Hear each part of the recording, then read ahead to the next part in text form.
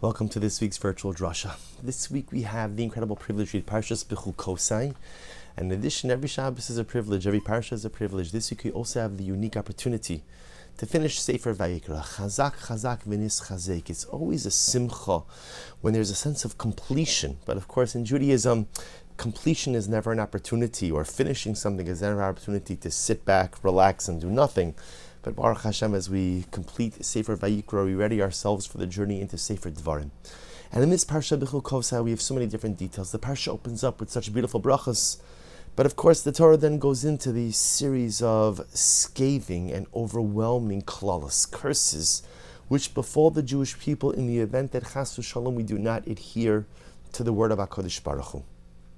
And the truth is, as a Jew, we always live in the world, right? In other words, we never, as much as we live in our communities and we live in our kehilos, and to a certain degree, we are buffered and cocooned from what goes on in the world in a positive way, because we have to bolster ourselves and we have to make sure that we have the proper gedarm, the proper protective fences, because not everything that happens in the outside world is appropriate or good for us. So by definition, the Jew has to spiritually insulate.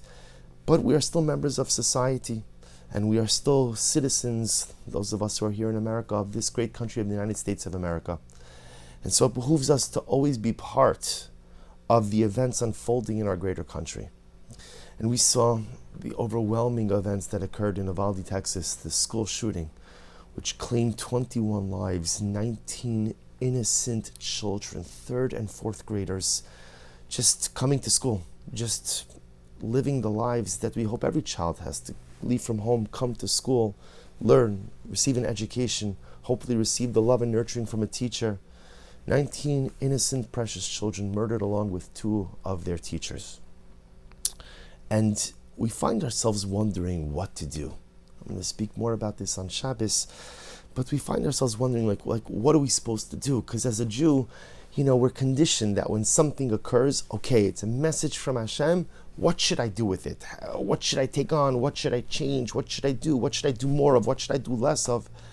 But the truth is, there are events that occur in this world from which we know HaKadosh Baruch Hu is telling us something, but it's virtually impossible to intuit what that divine message is. But the inability to understand something doesn't free us from the responsibility to do something. And that's an incredible thing.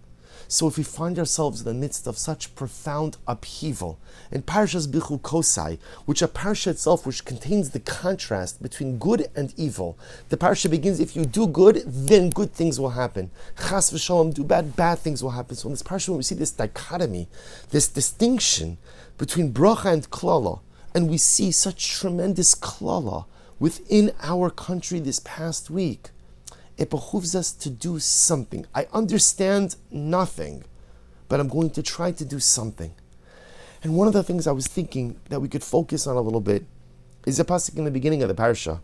And the Torah, actually, this is the beautiful part of Parshas Bechukosai. Parshas Bechukosai often gets a bad rap, because since it has the tochecha, the series of curses, kind of cannibalize the rest of the parsha. And there's so much beautiful blessing. And if you look in the beginning of the parsha, the Torah says, this is in Perek Chav Vav Pasuk Vav, chapter 26, verse 6. The Torah says, V'nasati shalom ba'aretz u'shchavtem ve'in macharit. Hashem says, again, when we're doing the right thing, Hashem says, I'll give you peace in your land, and you will dwell. There'll be nothing that startles you. V'shbati chaya mira'a min ha'aretz. They'll even take away bad animals, violent animals. V'cherev lo savar ba'artzachem. And a sword will not even pass through your land. And Rashi says something so beautiful. Rashi says, V'nasati shalom. Hashem, what does it mean? Hashem is going to give us shalom. Shemer tomru. Because a person might say, in the previous pasuk, the Torah says, I'll give you rain and you'll have food. And Rashi says something so incredibly beautiful. You could have food, and you could have rain, and you could have money in the bank. But at the end of the day, im ein shalom, ein klum. If there's no peace, if there's no shalom, then every other bracha is irrelevant and inconsequential.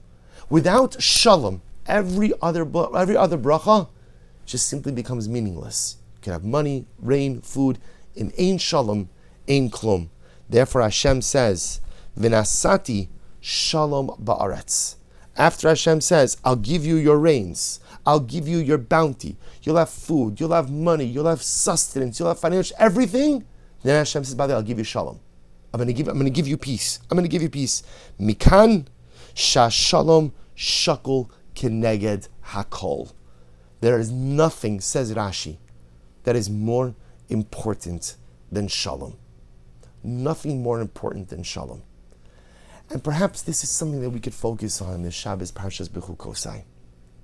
There is no shortage of reasons to fight.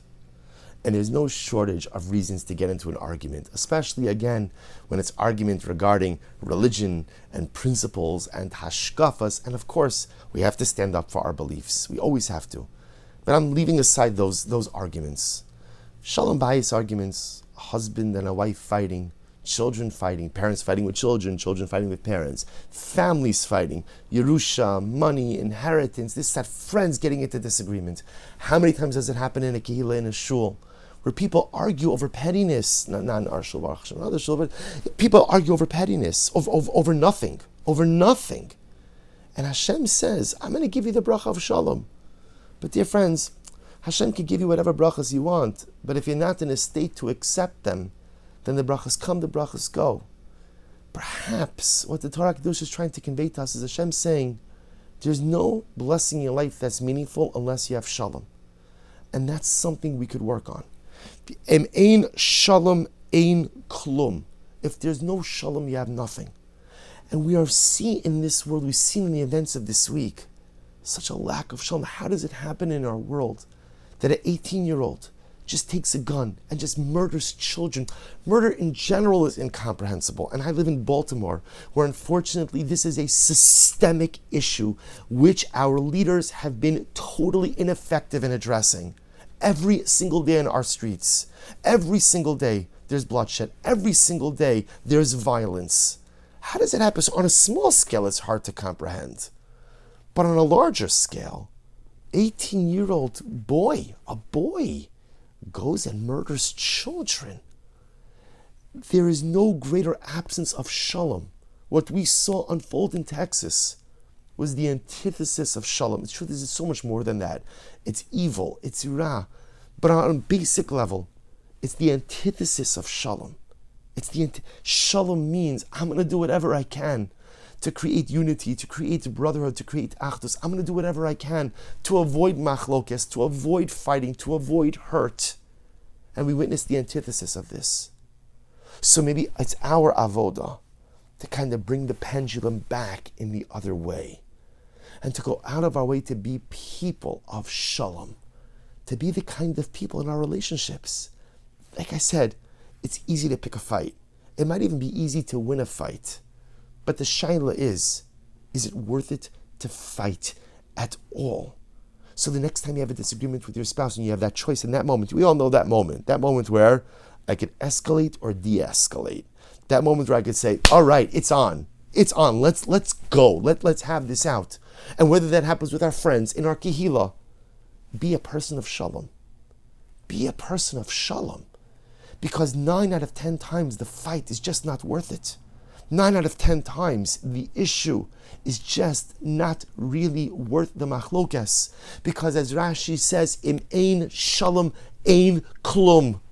If there's no peace, you could be the greatest Talmud Chacham. You could be learning Daf Yomi every single day. You can master Shas. You could have this chumrah, that chumrah. You could give tzedakah. You could do everything. Im ein shalom ein klum. If there's no shalom, then there's nothing. If there's no shalom, then there's nothing. And even though we don't know why the events in our world occur, I don't know why, but just because I don't know anything doesn't mean that I'm not going to do something. Let's take this upon ourselves. The Shabbos Parshas Bechukosai, the Shabbos of the Tocha, but the Shabbos of the Brachos, the Shabbos we're in our country. There's so much darkness, there's so much sadness, there's so much grief. There's such a lack of void where shalom should have been. There's a void that's been filled with hatred, animosity, barbaric behavior, bloodshed. Let's do our part to swing this pendulum back in the other direction. Let's become people of Shalom. And even when there's an opportunity for machlokes, an opportunity for butting heads, an opportunity, no, I want it this way, let it go. Let it go. And always remember, im ein shalom, ein klum. Wish everyone a good and Erev Shabbos and a beautiful Shabbos Kodesh.